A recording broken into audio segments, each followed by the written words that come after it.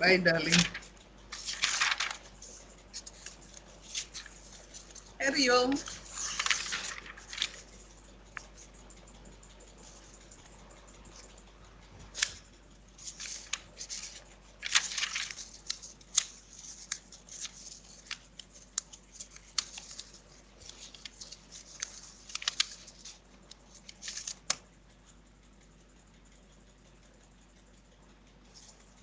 So nice to see two of you. Thank you for Yeah. letting us participate in this. It's a blessing. Anyone. It's a blessing for me. Oh, Thank you. We're all in this together, you know. true. Yes. More than ever. I know. So I think we have to wait a little bit more, I think. Unless they give me the go ahead, I can't start. That's at your end.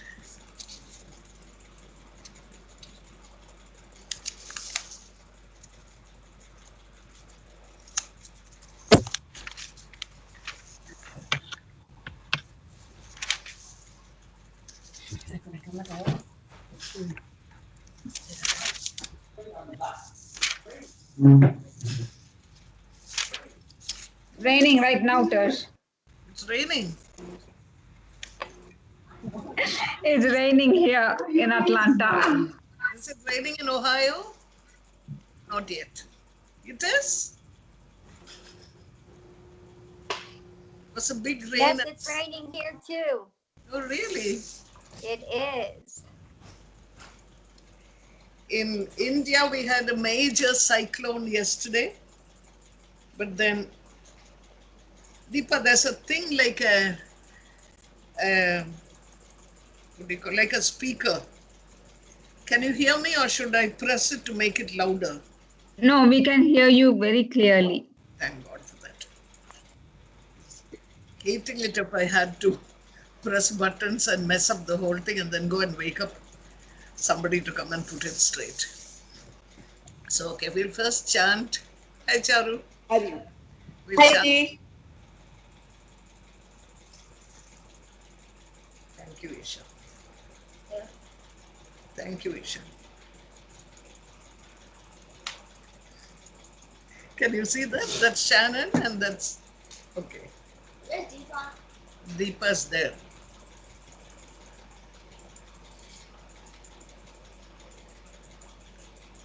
Looks kind of different. She looks different. His father has just been back. Hey, that went off. Father has just been battling with him not to eat toothpaste frosting. God. Which he looked at on one of these um, TV shows or something, and he made all Sundar's toothpaste is over. The whole thing he pushed into that and something and all that, and then he was getting ready to eat it, and his father was so mad. Well, it's always a continuous adventure here. So shall we start? Let's close our eyes and we'll chant Om 3 times. If you have a guru, you think of your guru in your heart. And if you don't have a guru, then you can think of any divine personality that inspires you to raise your consciousness higher and expand your consciousness. It could be Jesus, it could be Allah. Doesn't matter what you call God, He doesn't mind. So we'll chant Om now with that in our hearts. Breathing in.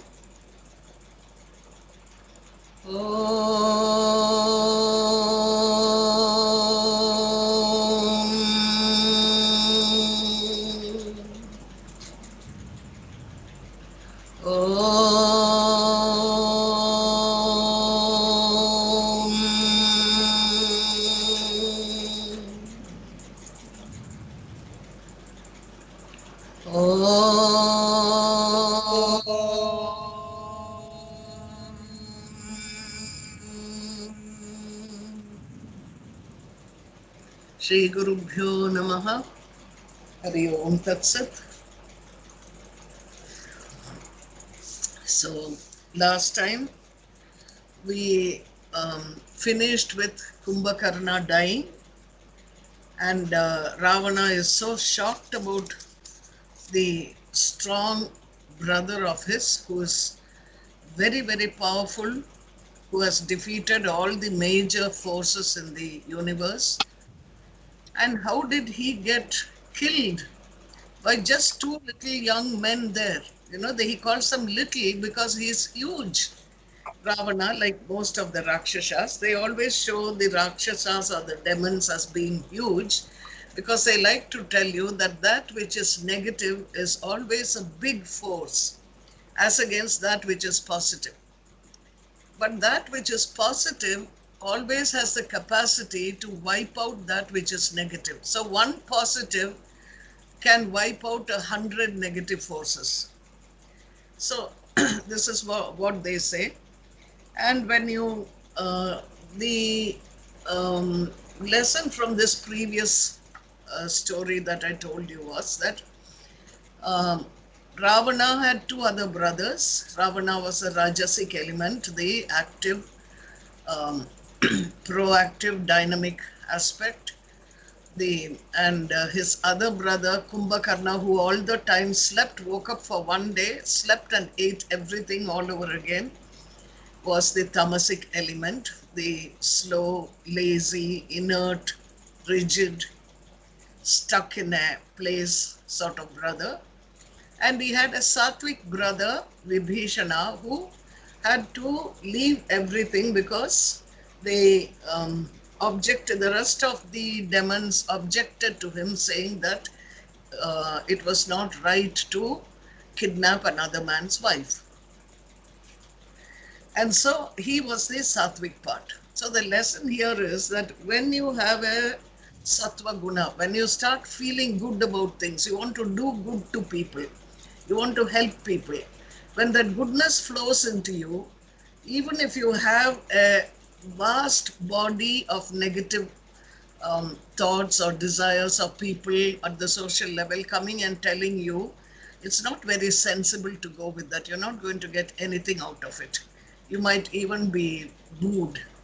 Why don't you be a little more sensible and go for the things that you get in the world? Doesn't matter if you cheat a bit here and there, if you lie a bit.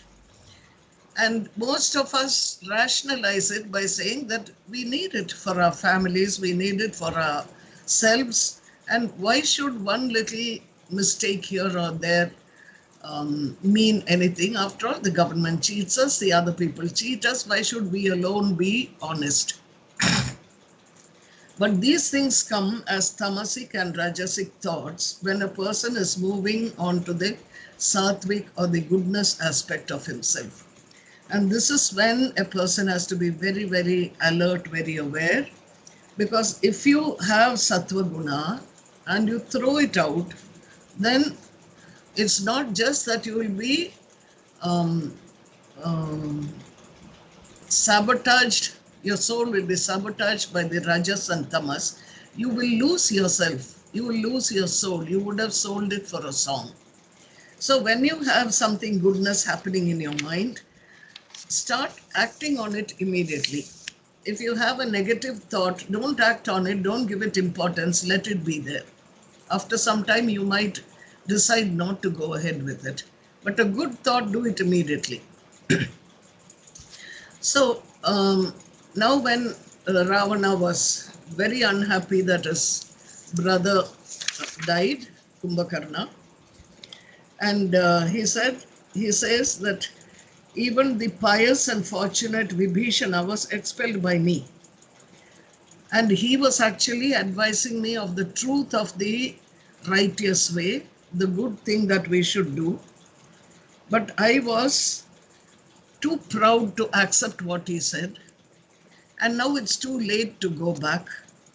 So he tells the soldiers, he says, even my brother Kumbhakarna has died. I've faced a defeat, but luckily I've come back alive. So what can we do? And then he has a number of brothers and sons. He has a whole lot of sons because he has many, many wives. So one of his brother called Trishiras. Trishiras means three heads. Three heads means that you don't have one opinion on anything. You want to do something good, there is another opinion that will tell you, why do you want to do it? Let the other fellow do it. And then there's another third mind that will keep telling you that let's just sit quiet on the fence and watch. Let somebody else do it, and then I'll come and help you bell the cat. So Trishiras is one of his sons. And all these names of all these demons are according to their personalities. So he tells his father, Ravana, he says, you are capable of conquering the three worlds, and you have done it.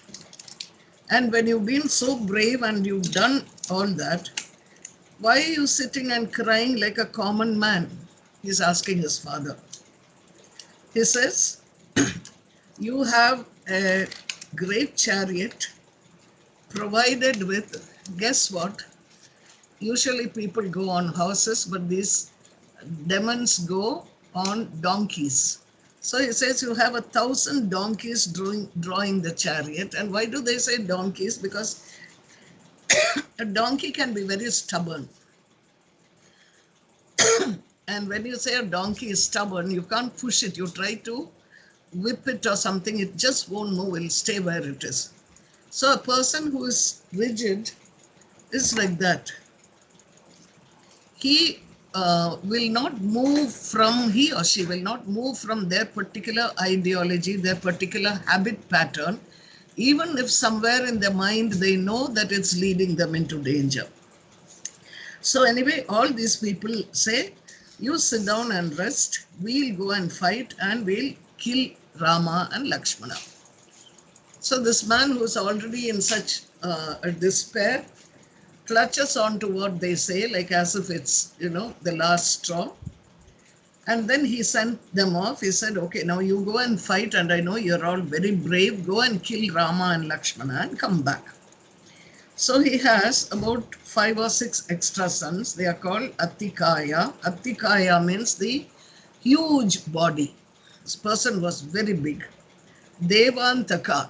Devantaka, one who puts an end to divinity by bad acts. Narantaka. Narantaka means the one who puts an end to humanity itself. He establishes the law of the demons. Mahodara. Udaram means the stomach. Maha means big stomach. That means he would eat a lot.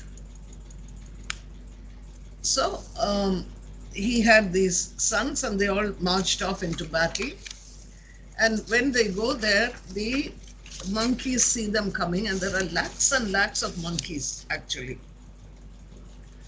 And when they go in there to fight, the monkeys are very happy because they think this is one of the small people and we can easily kill them or fight with them and things like that.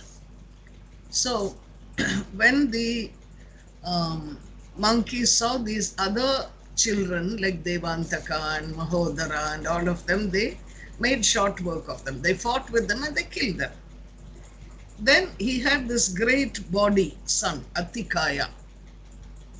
So now Atikaya had fought with even the creative energies of the universe because he, with his great penance, he raised his energy levels. His prana was so high that he had the capacity to do whatever he liked. Now, when people are in power, We see this also with statesmen, politicians, kings. When you have a lot of power and you identify with that power and you think this is who I am and now I can do anything I want, then all that power that you have got by even fair means, by penance, by getting the love of people, by being born in a noble family, by having wealth which you have been generously distributing, all that takes you to a place of power. People love you. Now, when you come to that particular place and then you start misusing it. So that's what happens with Atikaya. He flew into a rage and then he came into the war field and the monkeys thought it was Kumbhakarna. You remember Ravana's brother, Kumbhakarna, big man. So they thought that was him and they simply ran, fled in all directions. I said, we don't know these monsters. They can pretend to die and they can come back to life also. They have all these tricks up their sleeve. So they don't know what they are dealing with. You see, it's like life. Up to a certain point, everything is ordered, regulated, and then predictable. We can handle things. We make our moves around those things. But then suddenly life throws you into a situation where nothing is predictable. You can't use your logic, and you want to try to see things in a sort of a systematic way and how you can deal with it. And nothing is systematic. It's like this corona. And I think sometimes the divine does it to us because we get so stuck in our habit patterns that we are afraid to move out of our comfort zones. So this is how Atikaya came, and these people got scared seeing him.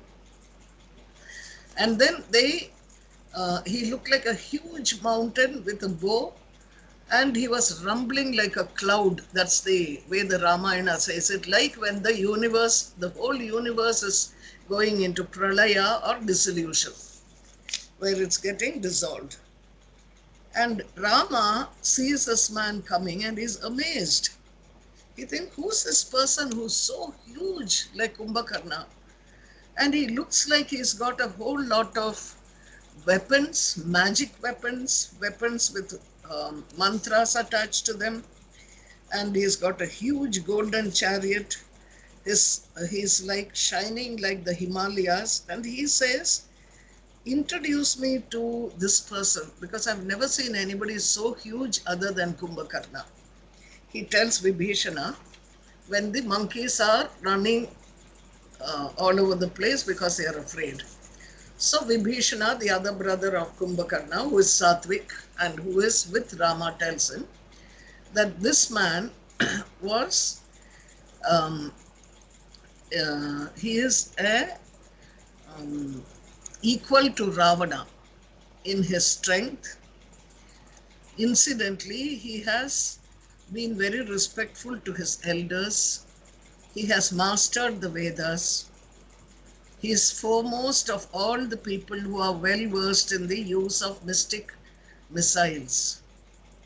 He is highly esteemed riding on a horseback and on the back of an elephant, in the use of a sword, a bow, and is also very good at creating quarrels in the enemy camp. You know, these are strategies you need to be in power. He says, he is very good with political wisdom and counsel. So he knows when to create dissension in the opposite camp, when to go give them a gift, and when to make alliances with them so that it pushes up his power. And he says he is very intelligent, but he is very, very powerful. And he's saying, being so powerful, he has fought with the gods, that is the great positive forces of the universe. And you can't defeat him easily. So then Rama says to them, let's not send the small monkeys to fight with him because they will not be equal to him. Let one of us go and fight with him. That is Rama or Lakshmana, somebody who's very powerful, because this man is very powerful. So then he asks Lakshmana to go. And when Lakshmana comes before him, he is actually quite annoyed with Rama.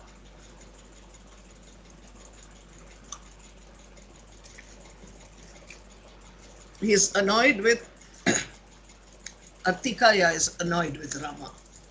And then Lakshmana goes in there, and seeing him, Atikaya is so arrogant, he says, hey, you're just a little small person, and you're not even skilled in showing your prowess.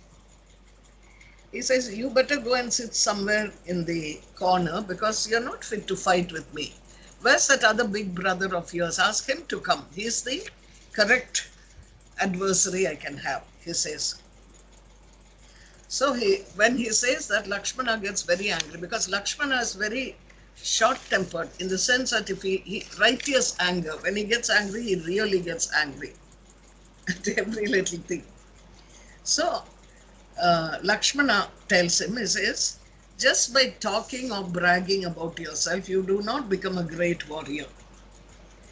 And you can't stand before good people and show off as if you have so much power in you. He says, you demonstrate your strength.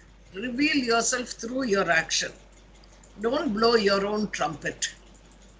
Only a person who fights and shows his prowess in front of people is hailed as a hero, not somebody who just brags about it.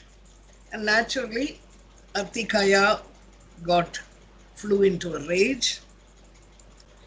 And because he flew into a rage and he was so powerful, they say all the celestial beings, not the divine, not necessarily the divine ones, the semi-divine people, the good people who had gone great musicians, the great doctors, the artists, heavenly artists, all the rishis, all of them came crowding to see the fight that was going to happen because they knew this chap was powerful and they knew Lakshmana was powerful too.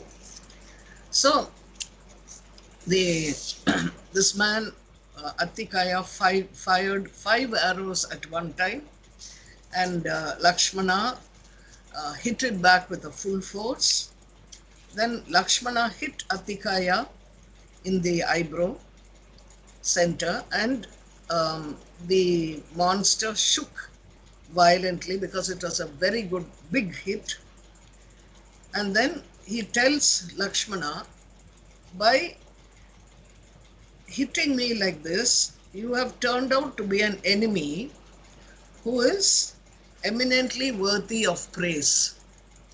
And you're good enough to stand up and fight against me. I thought you were just a nobody, but I appreciate that you are so powerful. Which threw Atikaya into a bit more of a rage. And then he struck Lakshmana on the chest, and having struck Lakshmana, Lakshmana fell down bleeding, and then he got up again and he shot an arrow at Atikaya. Now what they are doing is, they are not shooting with ordinary bows and arrows. They are charging these missiles with certain mantra vibrations. And such is something like having a nuclear energy, nuclear bomb. You have so many formulae in them, and then you charge, you just press a button and then it goes and explodes somewhere. So it's like that. So they both started using the mystic weapons that they have learnt about, using the mantras. And while fighting, then Lakshmana finally covered Atikaya with 1,000 arrows. Now Atikaya you couldn't kill him easily because he had secured a boons from the creative energy that he couldn't be easily killed. And he knew nearly all the missile formulae, so you couldn't touch him with the opposite formulae. So then the wind god is the prana Shakti, that is Lakshmana's greater power came to him, and they said to him, pierce him with a missile that is presided over by the creative force of the universe. It has to be that sort of an energy which created the universes. And that is the only thing that will ever kill him. Nothing else will touch him. So, Lakshmana took out this missile and said this formula, bringing in the creative energy of the universe into it. And as he pulled his arrow back, they say the quarters, the four directions, the sun, the moon, planets, everything shook because it was the entire creative force of the universe that was summoned here. And he set out the arrow, and then it hit Atikaya, and after it hit Atikaya, he falls down. He falls down and dies. So now this news goes back to Ravana. And Ravana is now doubly afraid because he said to himself that here I am, I thought I could handle them. Nobody could handle them. Then I sent my brother Kumbhakarna, he couldn't handle them. Indrajit, my son, went and bound them up with a serpent missile, but somehow they got freed from that. So he said, now, what is happening here? He doesn't understand what is happening because he's never ever been defeated, even by the greatest energies of the universe, who you call the demigods, the powers of the universe. And then he says to himself, I don't find anybody who can kill Rama and Lakshmana today. And great is Rama's missiles. And now I think he is no other than Narayana or Vishnu. Narayana is who is meant to kill him and liberate him from the body of a Rakshasa. This is one thing that goes through the Ramayana and through most other stories and Puranas, that if you have a certain quality in this lifetime, and then you have various opportunities to choose what you want to live with goodness or with ambition or with meanness. And if you choose goodness above everything else, even if it means giving up a few trinkets along the way, then you are filling yourself up with so much goodness. So when you come back another time, you will come with a soul that comes imbued with these qualities and will come in another body. So you never know, if you have a terrorist who is done a lot of terrorist acts in his lifetime, and towards the end he is full of remorse.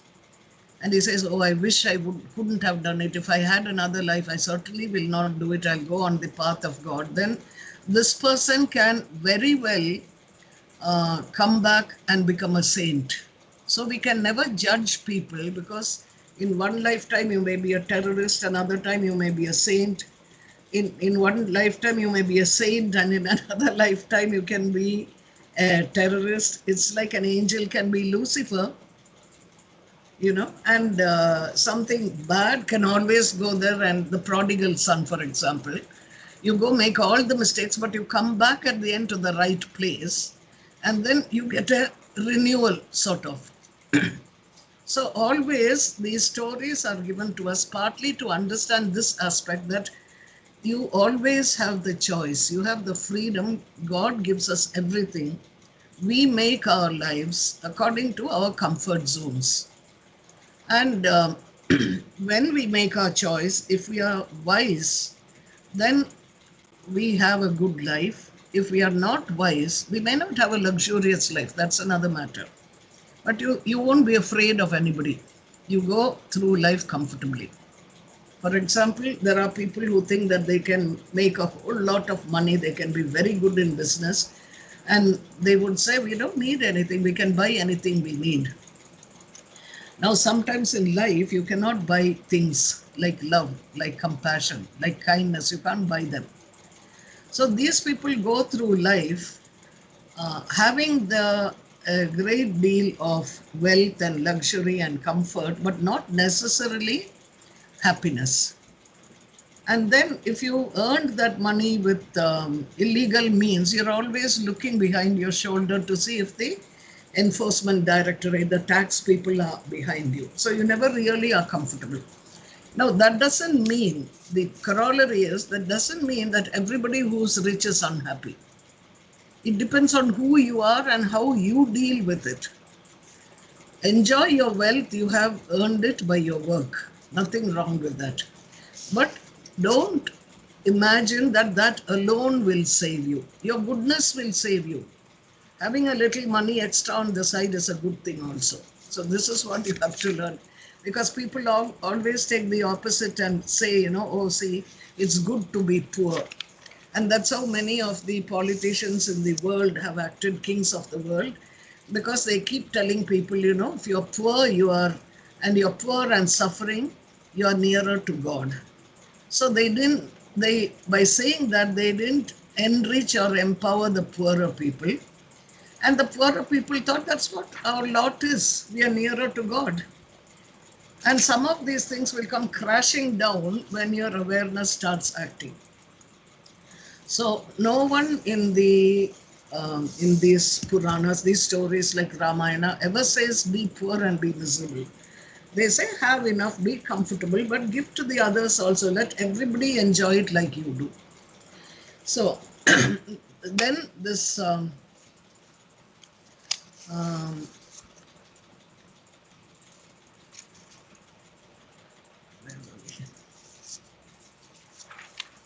okay, so Ravana is feeling miserable about all this, and he says, this must be Narayana. This is the God that I'm afraid of, because of whom I am shutting the gates of Lanka, afraid that death will come in his person.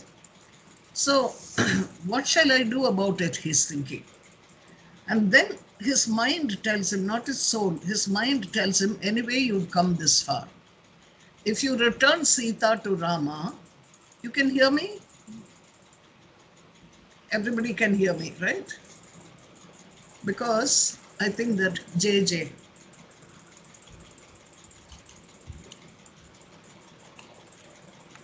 I wondered, you can hear, good. So, so he then thinks to himself, if I go back and return Sita to Rama, the mistake I'll be making is that I'm going to say that I made a mistake. And that's a terrible humiliation. So what do? He says, I can't go back now. Let's fight with whatever we have, and then let's see what we can do about it. So what he does is he calls his son Indrajit. And Indrajit is a very, very powerful son, the monster, the Rakshasa who tied up Rama and Lakshmana with serpents. Deepa, do you think there's a problem here? No? So shall we? It's okay? So, yeah? Okay. Yes. Okay. I just wondered if they were having problem hearing. Can you hear me now? Good. So then, Indrajit, his name is Indrajit because he defeats Indra. Indra is the illumined mind. So you can imagine how illumined Indrajit must be to be able to defeat the illumined mind itself. That is, he had a lot of prowess, but somewhere he didn't work with the yamas and niyamas. So when you have one negative aspect in your body and mind, and if you're raising your consciousness so high that one little thing will suddenly become like a monster and it will saturate your whole being. I'm fascinated with that picture behind you. Very beautiful. That's right.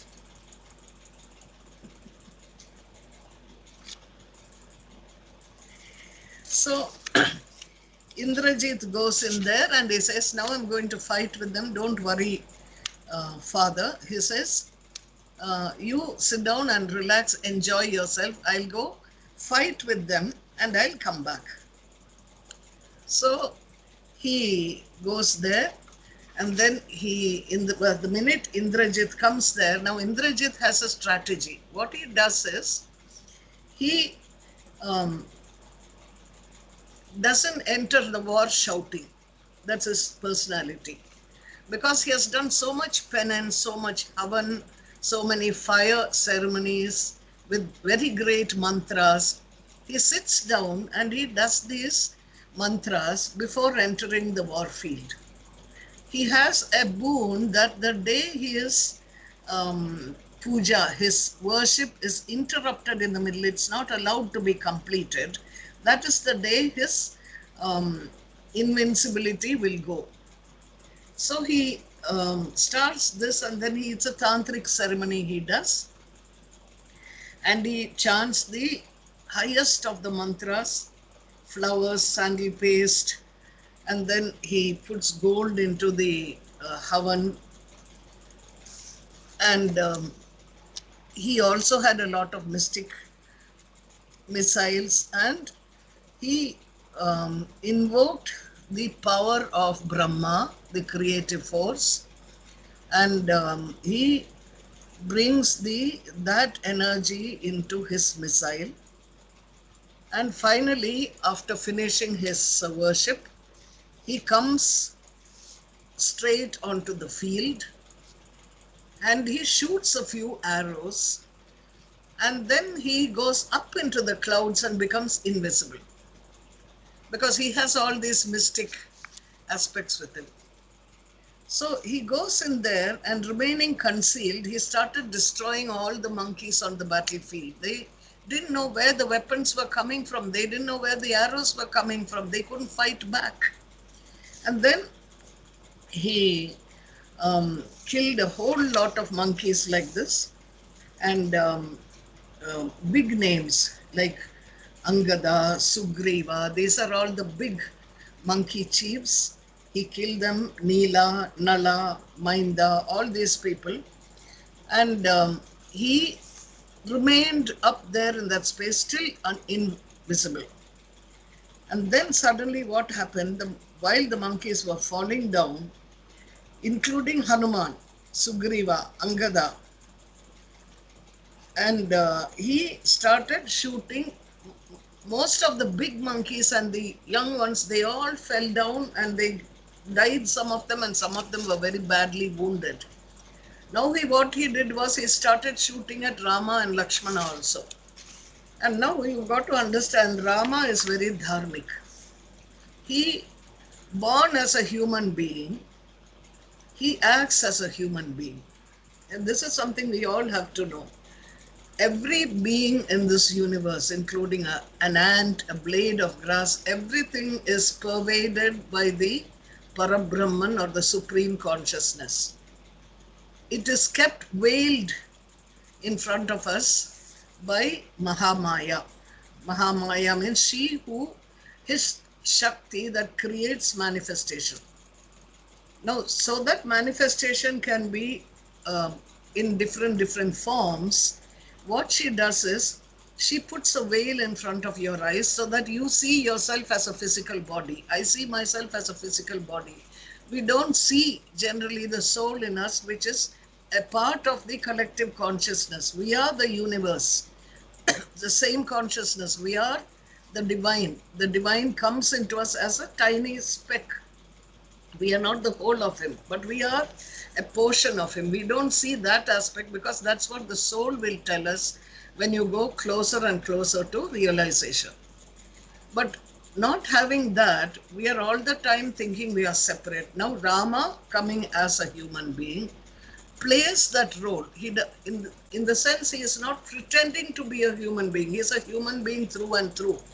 He doesn't even remember he is an avatar. There are people who will say, wow, you're so wonderful, you're an avatar. But he will say, why, no, I'm just anybody. That sort of thing.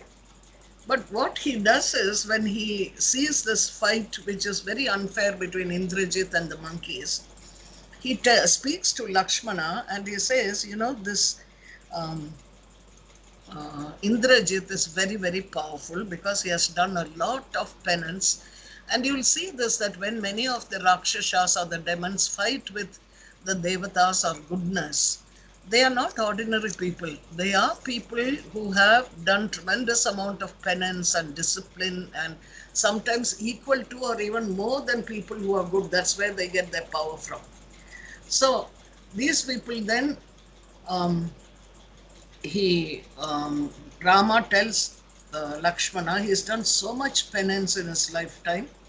He has done so many acts of goodness, very generous acts, looked after his people. He has protected people against harm and hurt. And with all this, he says it's not easy to defeat him because it's power against power. So he tells him there is only one way we can escape. This is a strategy of the king that he has learned, not a spiritual aspect. So he says, let us surrender to Brahma.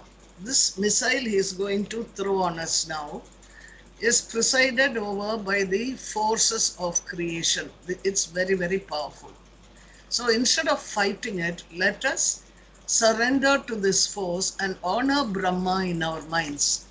You know, Swamiji fights with the Pasupata Astra, not fights. When he does the Pasupata Yajna, he takes out the bow, if you have seen it, and that is with the Pashupata bow of Shiva. And that is what on the last day he'll set an arrow to and send. Now the story of this Pashupatastra is that when the Pandavas were in getting ready for the war, Krishna tells Arjuna, you have to go and do great penance to Shiva, get his grace and get this Pashupata weapon. Because if you get that missile, then nobody can touch you. So Arjuna goes and he does a lot of penance invoking Shiva. And at a particular time, he sees a wild boar coming. So he thinks it's going to hurt him and he lets fly an arrow.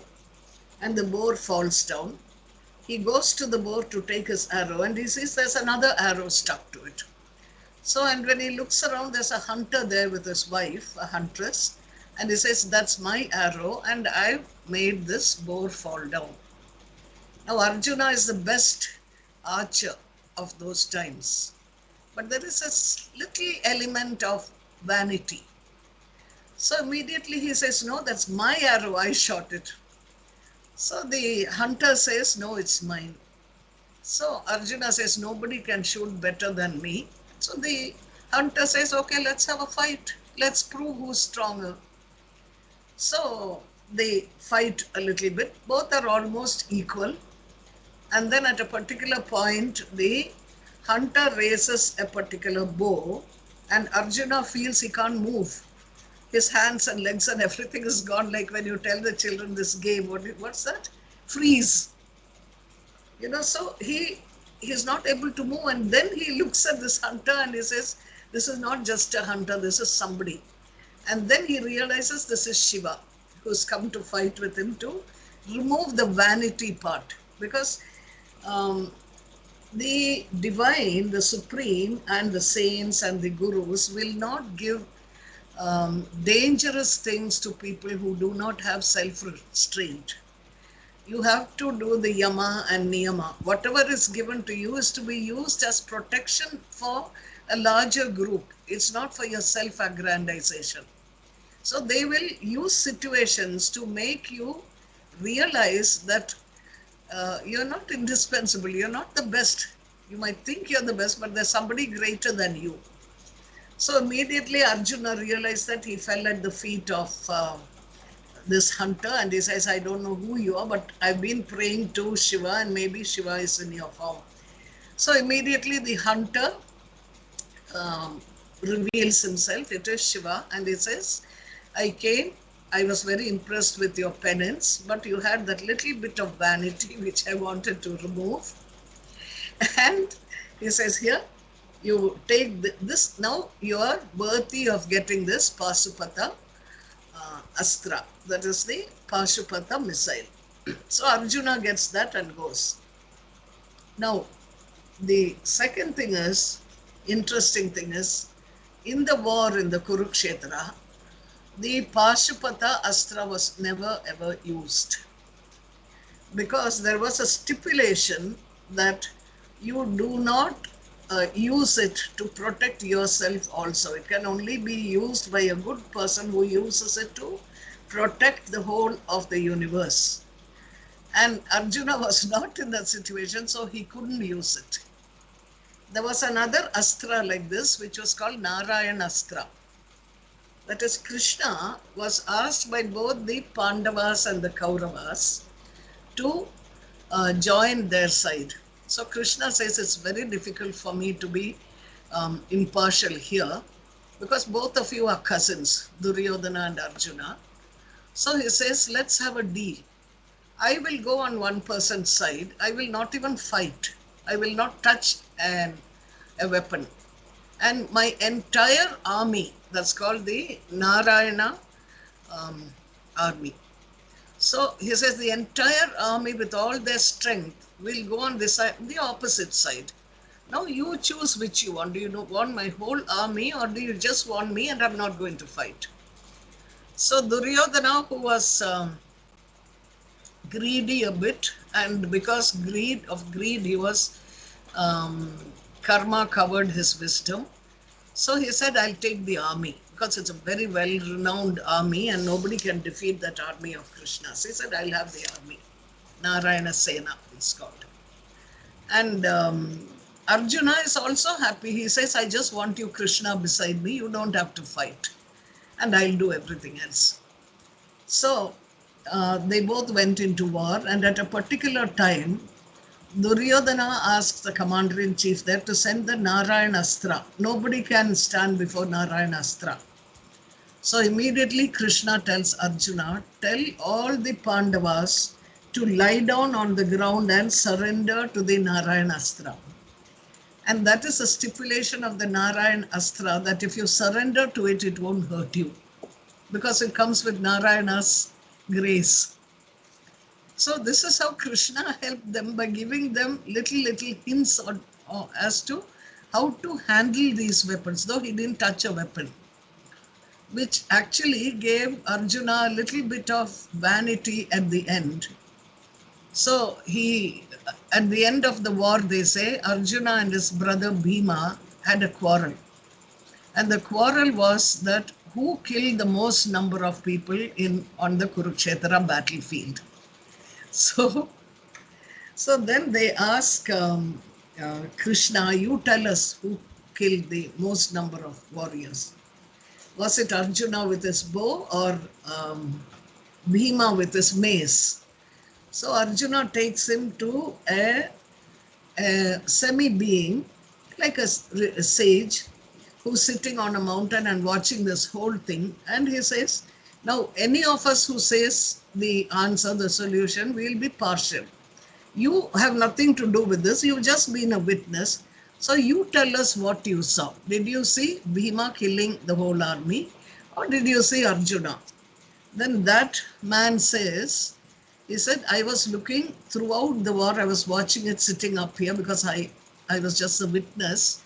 I did not see either Bhima's mace or Arjuna's bow, Gandiva. All I could see was Krishna's discus, the Sudarshan Chakra, going around all over the place and killing people.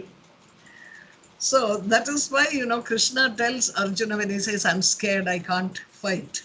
Krishna tells Arjuna, you don't have to fight. Who says you're fighting? I'm doing everything. You just go there and be an instrument. We say, Naham Karta, Guru Karta. Guru. Today one of the students wrote a message. I'm so happy that I got this message that the purpose of doing all the techniques and exercises and everything in yoga is to come to a point where we don't need to do anything at all. So I wrote back to him, no, even Krishna, Avatar did whatever was needed. The only difference is when we are doing it, we think we are the ones who are handling the whole situation. When a man of enlightenment does it, he'll say, it is he who's doing it, I'm just an instrument. But we'll keep doing the same thing. So, they have this Zen proverb: before enlightenment, chopping wood and fetching water. After enlightenment, chopping wood and fetching water. So it's only the quality of consciousness that changes. What earlier on was thought to be a burden or a difficulty or something, now you go through it because that's what you're going through and you're happy anyway, irrespective of what you're doing. So here was Indrajit, and he shot that arrow, and both Rama and Lakshmana surrendered to that missile, and they surrendered to the deity or the power presiding over the missile, which is Brahma. Rama tells Lakshmana, if we fight or confront that missile, it is as if we are confronting or dishonoring Brahma, because he is the presiding deity of that missile. So let us surrender and let it hit us, and we will surrender to him and he won't hurt us. So when they, these little truths like this, you surrender to the divine, he will protect you. That's the messages that come across. And then these two brothers fall down, struck by these arrows. And almost the whole of the battlefield is covered with the men and monkeys, and all of them dying or dead. Now, one or two monkeys are alive, Neela, Angada, and they started crying. They said, now what do we do now? Rama and Lakshmana themselves have fallen, and all the other monkeys have died. And we've come so far, what do we do now? Because we promised we'll get Sita back. Are we going to fall in our promise, fail in it? So at that time, Vibhishana, Ravana's brother, comes and he tells them, you don't have to be afraid and you don't have to be upset either. I know Rama and Lakshmana, they have just surrendered to the missile, and so they will be knocked out for quite a while. Let us see if Jambavan is there. Now, Jambavan is the bear who tells Hanuman right in the beginning that you are the only one who can jump across the sea and reach Kailash. What do you call it? Lanka. So they find Jambavan, and Jambavan is also lying there half dead with all the arrows stuck into him and all. And Vibhishana says, are you alive? Are you strong enough to talk to us? So he says, yes, tell me what's happening. And then they say the whole place is like a field of blood because almost everyone is dead. So he says, tell me, how is Hanuman? Is he also knocked out? So the Vibhishana is surprised. He said, how come you're asking about Hanuman? You're not asking about the other monkeys, Sugriva, Angada. You're not even asking about Rama or Lakshmana. You're going straight and asking, what is Hanuman all right? Because it was Vibhishana and Hanuman who come searching the battleground to see. So Jambavan tells him, forget everybody else. If Hanuman is alive, then we will all be saved. If Hanuman is not alive, even though of us who are living will be as good as dead. Get Hanuman here. So Hanuman immediately comes, touches the feet of Jambavan with respect, and he says, I'm here, tell me what you want me to do. So now this is another person, Hanuman, who has never ever had pride at any point, though he's done major acts of bravery in the Ramayana. So they tell him, Jambavan tells him, only you can save us now. Nobody else can do it. And you can heal everybody also. And he tells him, look, if you proceed towards the Himalaya mountain, that is, Sri Lanka is the south of India. He has to fly across the sea and reach the Himalayas. And when you come to the Himalayas, you will see a mount that's called Rishabha Mount. And climbing it, you will see the Mount Kailash. And in front of it, you will see two peaks And on these peaks are four herbs, sort of like Ayurvedic herbs, and they would be shining. What you need is to bring those herbs here, because one, which is called the Mrita Sanjeevani, restores the dead to life. Vishalya Karini removes the weapons and heals all the wounds inflicted by weapons. Suvarna Karani restores the body to its original situation. And Sandhani joins fractured bones. You get all these four herbs with you, and just the smell of it will cure everybody else. So, Hanuman, but you must go and come back quickly by morning, he says. So, Hanuman then goes on top of the hill, and he presses on the hill for momentum so he can fly up. And when he presses on the hill, they say the peaks fall down, the trees are uprooted. If there was any rishis praying on the hills or in the caves, they are thrown up. Even before their time, they reach the higher place. The gates in Lanka are shaken.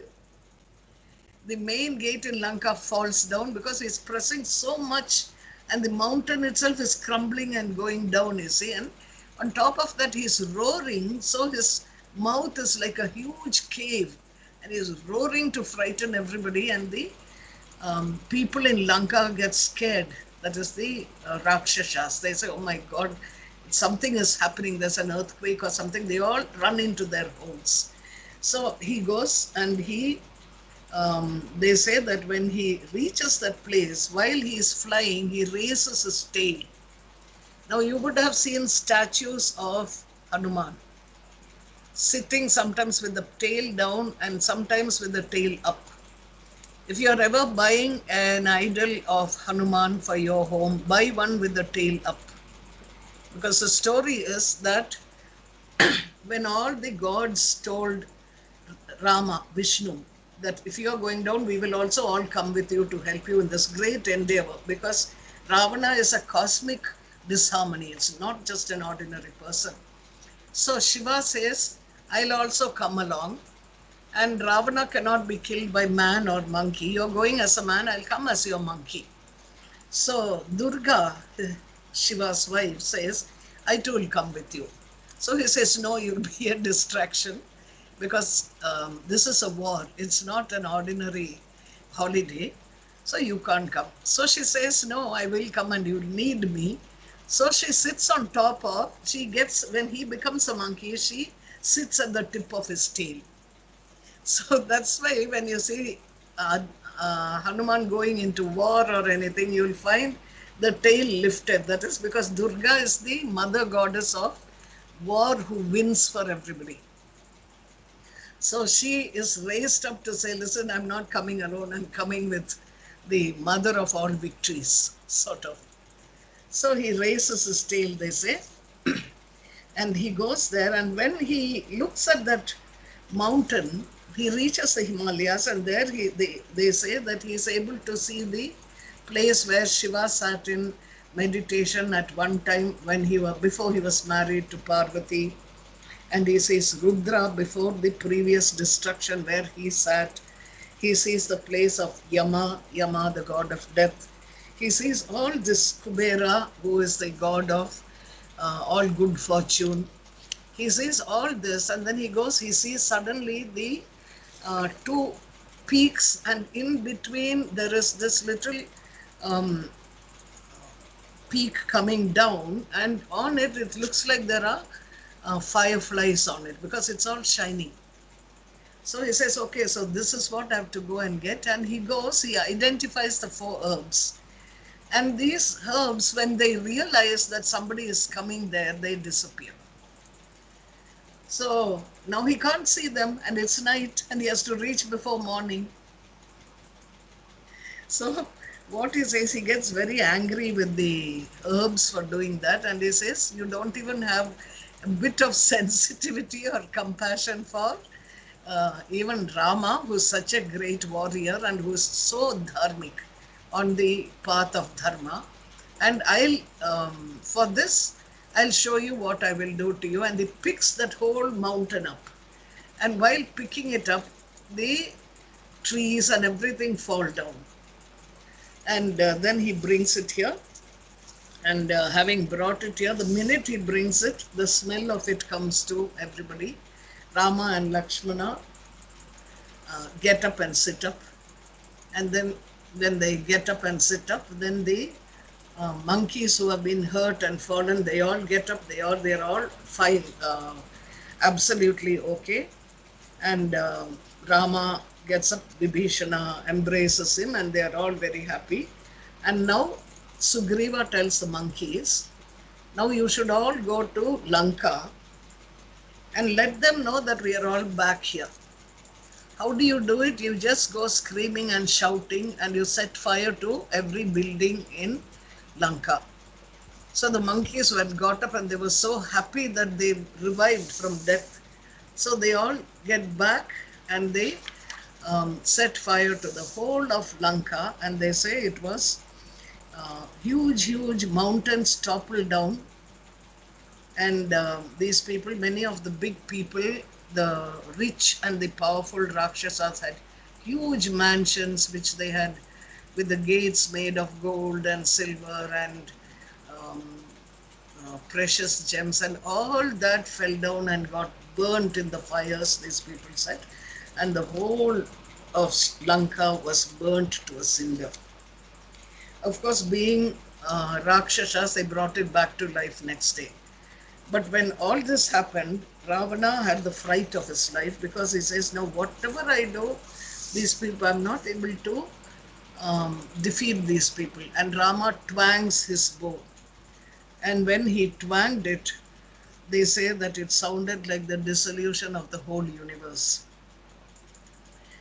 And then the leaders took up their positions. And now Ravana, because he couldn't see anybody else, he caught hold of Kumbhakarna's two sons.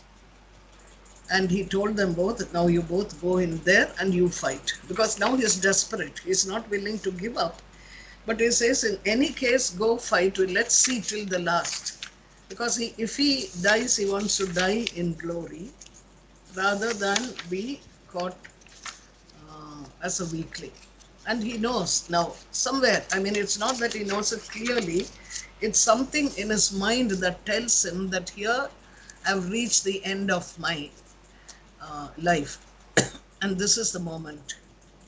So, these Kumbha and Nikumbha, that is Kumbhakarna's sons, they come there and they fight with the monkeys, but they are very powerful. The monkeys are also very powerful.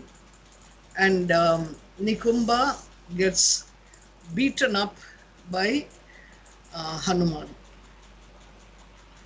And he hits Hanuman. Hanuman falls down also, but then Hanuman rises up and he again hits him, and Nikumbha dies. And when Nikumbha dies, then Kumbha also fights, he also dies, Kumbha and Nikumbha. And then Makaraksha. Who is Makaraksha? He is the son of Kara. If you remember, Surpanaka had a brother. Kara and Dushana, two brothers.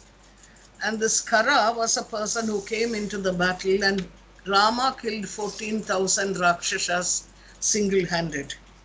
So this man comes there and he also fights. He is the son of Kara, who is a half-brother of Ravana. And he comes fighting, and it's a major battle between him and Rama, because he too is very, very powerful, and he has a lot of mystic missiles. And seeing Rama sending his arrows, he says, wait, I'm coming, he says. And Rama laughs and he says, you could have waited earlier. Now that you've come, your moment has come. So then he fits a missile presided over by Agni, the god of fire. And then he sets it on this Rakshasa, whose heart gets split in that fight, and he gets killed by Rama. Now the next, we won't go into that. We'll stop here because the next one is about Indrajit. Now, one thing I want you all to remember is that Rama kills a few people. He kills ogres, monsters.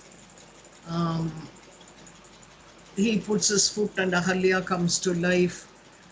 So you'll wonder why he is killing all these people, apart from the war itself. And eventually the Ramayana would be explained by Sita to Hanuman in another book, which is called the Adhyatma Ramayana. And she will tell him many people, many beings were great monsters. They had a lot of penance, goodness, compassion, but each one had one little flaw. And these people, because they were so powerful because of the energy they got with their penance, they could not be killed by anybody except the divine. And Rama came not necessarily to kill them, but to liberate them from that lifetime of monstrosity that they had collected over the lifetimes for themselves. So those people who were meant to be liberated or released from that body into a greater aspect, those Rakshasas were killed by Rama. Other people who had to die, died. And many of them came back in different forms. But where Rama was concerned, there was three things that they say about Rama. He had one wife, one word, and one arrow. If he sent that arrow to anybody in the world, that arrow would find its mark, hit them, liberate them from that lifetime of negativity and misery or whatever, or pride or lust or greed or whatever it was, and come back to the quiver of Rama. So that was what was said of Rama's arrow, that even the gods would shudder if Rama really got angry. Otherwise, by nature, he was a gentle, soft-speaking person. Purva Bhasha, they would say. That is, if somebody said something nasty to him, needlessly, he would be the first one to reach out and speak to them in sweet words, so they would immediately feel bad that they had said something nasty. He would make friends. He wouldn't fight with them. And such a Rama, when he did get angry, people would say even the gods would run in fright. People would just down their shutters, as they say. So this is for today. Do you have any questions, or we can close?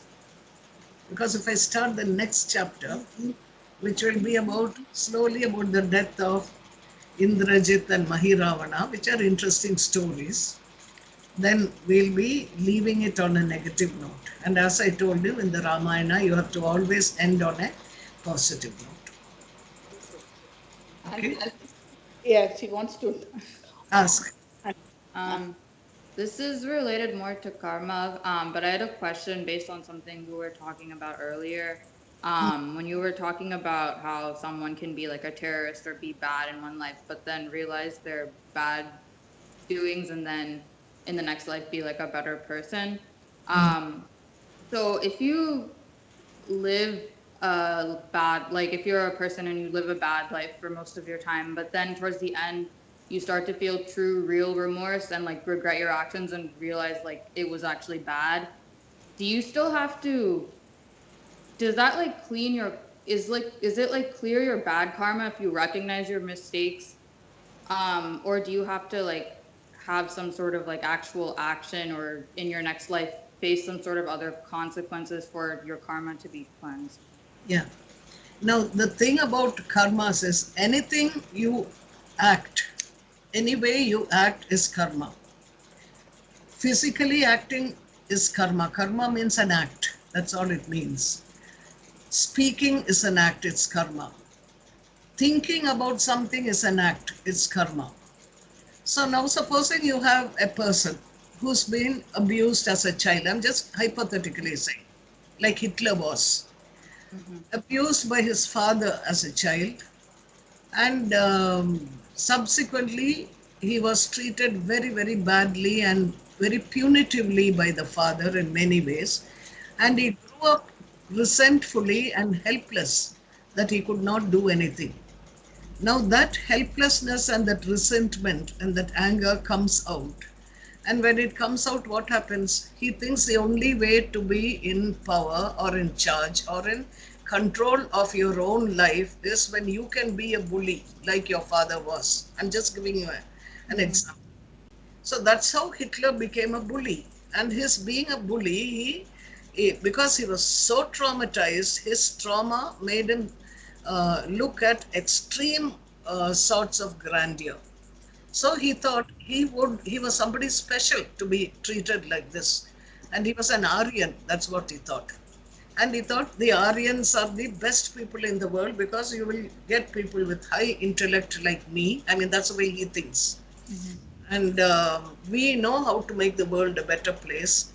So let's find Aryans and help them come up. And he thought he was an Aryan. And that is where this whole myth of Aryans invading India came up, because Aryans, there were no people called Aryans who invaded India. Arya is a way of addressing somebody who is respectable. So anyway, so then it went to his head. Now you must remember that at that time, a single man cannot massacre a mass of people. Because if a single man does something like that, the collective consciousness of that place will say he's out of his head, either send him to the mental hospital or jail. But everybody there who identified with Hitler were with him in the atrocities. Only the top people got the name, but everybody who were part of it were responsible for the whole thing. Now, when they were responsible in history and they all backed him, he had the sense of, I am right. And he thought he was purifying the earth by cutting off all the contaminating elements in it. The non-Aryans were a contamination on the surface of the earth. They had to be wiped out, pruned. So this is how he did his atrocities. Now, you don't know whether somebody is good, somebody is bad, because we are looking at the bodies and we are saying, my God, so many people died. And it is the truth. It was a very, very sad, tragic happening. Now, then supposing a man of this sort goes, has a tremendous amount of remorse. He didn't. But if there was a person like this, well-known terrorist who has been acknowledged by the rest of the world as a cruel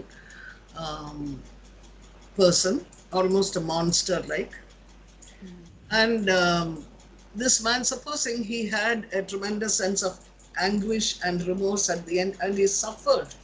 It's not a remorse which just turns around and says, hey, I'm sorry I called you bad. It's not that. You suffer. That is a karma that they go through. And then having suffered, that is remorse. And after remorse comes, if he has paid that amount that the other people have gone through, then when he is born again, that remorse will help him to be a different person. He need not be a saint. You can just be a better human being. Now, supposing he has not experienced the full amount of karma, that is, that everybody has suffered, then he is born again into a good situation, but then he would have something or the other constantly making him suffer in that lifetime. Maybe he is born retarded or with some problem or issue, or being rich suddenly thrown into poverty, or you never know what, but something that makes him suffer that much. And if at that time he keeps his head and he says, I'm not going to go on the wrong path, I know I must have done something in my previous lifetime which brought this about, and now I'm going to, I don't want to go through this again. And again, that remorse catches hold of him. Then he can make a better life. And then by the time he dies, people will say, this man had a lot of problems, but he overcame all that and he was generous and good. You see, that's the way it happens. But the point is, unless you have that amount of grace in you, you will not feel remorse. You see, the people would say that the Krishna will say in the Bhagavad Gita, whatever you think of at the end, I will give it to you. So if you think of me, meaning Krishna, there, Krishna, he doesn't talk of himself, the man with the peacock feather. He's talking of the Parabrahman or the Supreme Divine, which is designated as the Om. In other words, while in the Indian subcontinent you say Om, in other places they will say Amen or Amin with that same pitch. That is only designating a certain frequency.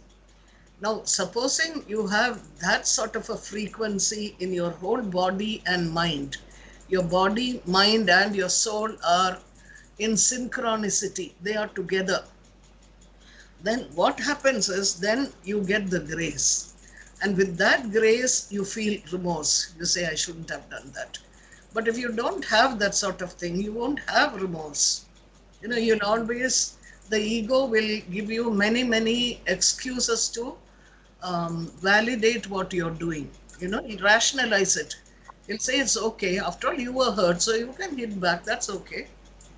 Or in any case, if I'm going to be a doormat, I'm going to get walked over. So better I stand up and fight. You know, that sort of thing. So the mind is always giving you something to keep itself alive. And that's why if you're very, very alert, you will know that this is right, this is not right, from the point of the other person as well. And when you know it, you drop it. You know, some guru used to say that if your house is on fire, you drop it and you run. You don't say, let me call my astrologer and ask him at what muhurta, which is a good time to run out. You don't say, let me go get my best pant and shirt and my tie, because who knows what will be left. You don't do that. You just run the way you are. So that is remorse. It has to hit you in such a way, so your suffering will be that much. When it will hit you and you will say, oh my God, why did I do this? You know, and then you drop it then and there. That's why, you know, we have a world full of people saying, I'm sorry, you know, I didn't mean it, sweetheart. But then we do the same thing again, and the other person will say, how many times will you say sorry? The sorry there is not because you're remorseful. You're sorry that there is a discomfort in the family, right? And then you want to get your ego back. You want the other person to say, hey, it's not all that bad. That's okay. I forgive you. After all, and not just that, you have to say you're a very busy person. You work so hard. It's natural. You lose your temper. Even I lose my temper at times. And you say all this, and that person gets back his brownie points for the ego. So that's the sort of apology we do in real life. The other apology is that you're apologizing to your soul, literally. You're saying, oh my God, why did I do that? I'll never do this again. That's the difference between remorse and apologizing. Thank you. Thank you. Lakshmi and Janardhan, so good to see you also. Now you have to send me your song. A song. So, Happy. Just okay. song. Deepa will send you a reminder. Okay. Which one? If you're happy here, I'm happy now. Time to be happy is here. That one. Okay. Let's give the world happiness. That's what Swamiji used to say, right? Yeah. Spread happiness. Even if you're going through a tough phase, spread happiness. Other people, it will go on like a spark. So the whole world will be filled with happiness. And that's all we can do, and that's a big thing. Hari Thank you very Swami much. Tamarkiti. Om. Hari Om. Hari Om. Hari Om. Auntie, thank you. Hari Om. Hari Om. Hari Om. Hari Om. Hari Om. Hari Om.